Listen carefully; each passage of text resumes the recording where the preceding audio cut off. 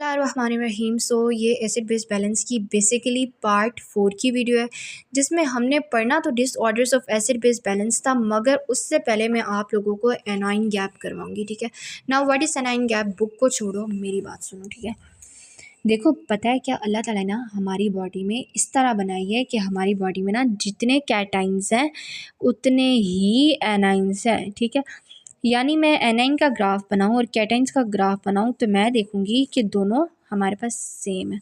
यह हमारे पास क्या है, कैटाइंस की कंसनट्रेशन, और यह हमारे पास एनाइंस की कंसनट्रेशन। ठीक है, मगर अब पता है मसला क्या है कि मैं अपनी बॉडी के सारे कैटाइंस को ना मेजर नहीं कर सकती, ना ही मैं अपनी बॉडी के सारे एनाइंस को मेजर कर सकती हूँ।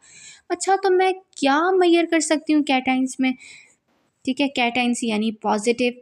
सो पॉजिटिव चीज़ों में मैं सोडियम और पोटाशियम को बहुत अच्छे से मेजर कर सकती हूँ, इनकी कंसनट्रेशन को। ठीक है, बाकी जितने भी मेरे पास कंसनट्रेशन है कैटाइंस की, उसको मैं मेजर नहीं कर सकती। अब मगर मुझे ये पता है कि सोडियम और पोटाशियम ना अबाउट 95% कैटाइंस बना रहे होते हैं बॉडी में। ठीक है, अच्छा, एनाइंस में मैं क्या मेजर कर सकती हूँ? एनाइंस में मैं बाइकार्बोनेट आयन, ठीक है, और मैं क्लोराइड आयन की कंसनट्रेशन को मेजर कर सकती हूँ। और मुझे पता है कि ये हमारे पास 80% एनाइन का हिस्सा बना रहे हैं। मतलब इसका बकाया 5% हमें मालूम नहीं है, इसका बकाया 20% हमें मालूम नहीं है। यानी मुझे क्या पता है, पोटाशियम और सोडियम। पोटाशियम की कंसनट्रेशन ना नियर अबाउट होती है 4 मिली इक्वल पर लीटर के, और फिर बाकी हमारे पास सोडियम की कंसनट्रेशन होती है। ठीक है, तो समझो ये हमारे पास सोडियम है, और ये हमारे पास इधर एनाइन में देखा जाए तो हमारे पास जो इधर क्लोराइड की क्योंकि कंसनट्रेशन ज़्यादा होती है, तो हमारे पास ये क्लोराइड है, और ये हमारे पास है बाइकार्बोनेट आयन। ठीक है, HCO3-।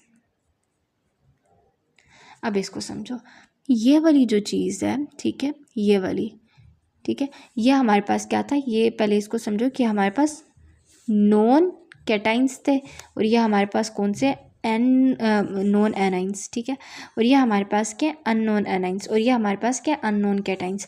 अच्छा, अब इस वाले हिस्सों को अगर तुम लोग देखो तो ये हमारे पास, अगर हमें ये भी पता होता ना तो हम कहते चलो ये वाली जो कंसनट्रेशन हमें पता है ये हमारे पास बेसिकली इस वाली कंसनट्रेशन के इक्वल है। तो हम ना मतलब ये चीज़ मालूम करना चाह रहे हैं, ठीक है, कि नॉन कैटाइन और नॉन एनाइन के बीच में जो डिफरेंस है, ठीक है, या फिर हम ये कह सकते हैं अननोन कैटाइन और अननोन एनाइन के बीच में जो डिफरेंस है, इसको हम कहते हैं एनाइन गैप। ठीक है, एनाइन गैप। यानी एनाइन गैप क्या है? What is anion gap?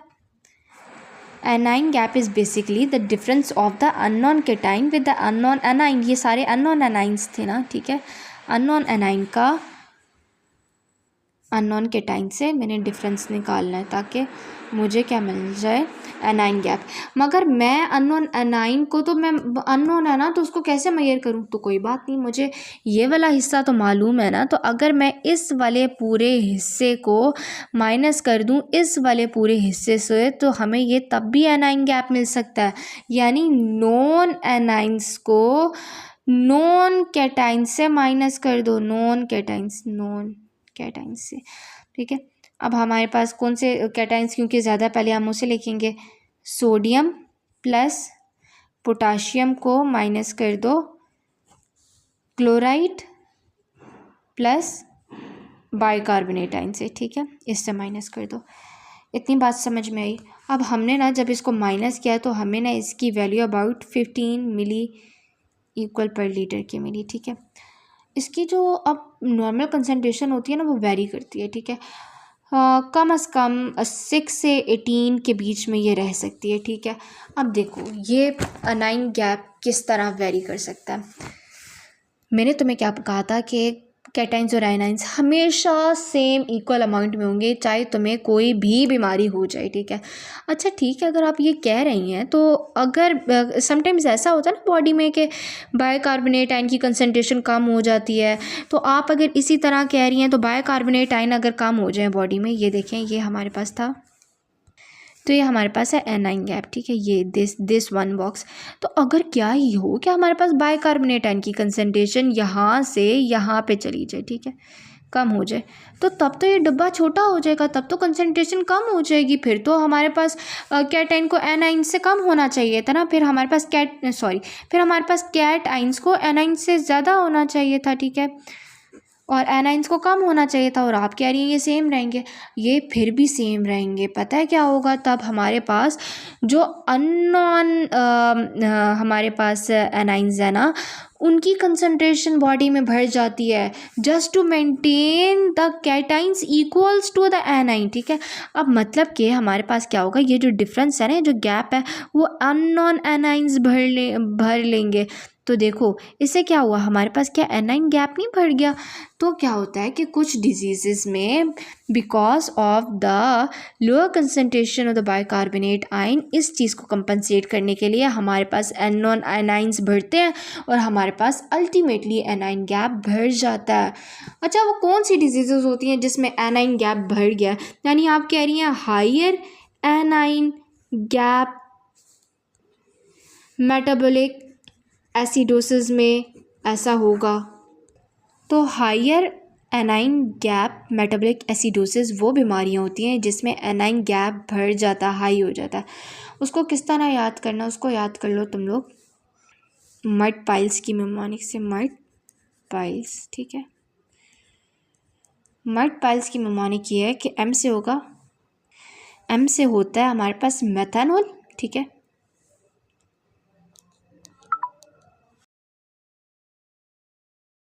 L से हमारे पास क्या होता है, एम से होता है मेथानॉल, यू से होता है यूरेमिया, डी से होता है डायबिटीज़ की कीटो एसिडोसिस, पी से होता है पैराल्डिहाइड, आई से होता है आयरन ओवरडोज, और हमारे पास एल से होता है लैक्टिक एसिड, और ई से एथेनॉल ग्लाइकोल, और एस से salicylates.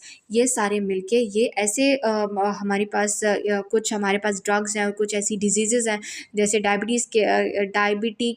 Diabetic keto acidosis, sorry पता नहीं मेरी ज़ुबान क्यों लड़खड़ा रही है, डायबिटिक कीटो एसिडोसिस। ये वो बीमारी है जिसमें बाइकार्बोनेट आयन की कंसंट्रेशन जब डिक्रीज़ होगी तो उसको कौन कंपनसेट करेगा, एनाइन गैप को इंक्रीज़ करके इस चीज़ को कंपनसेट किया जा रहा होगा।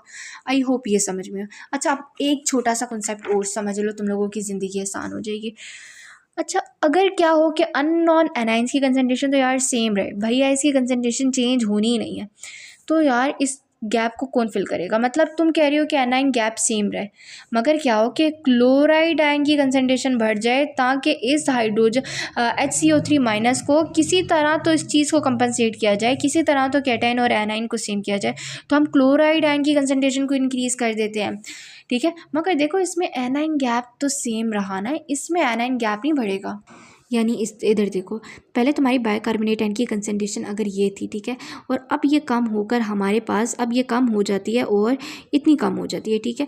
तो इसको कंपनसेट कौन करेगा? क्लोराइड आयन ज़्यादा हो जाएगा, ठीक है, ऊपर से क्लोराइड आयन इतना हो जाएगा।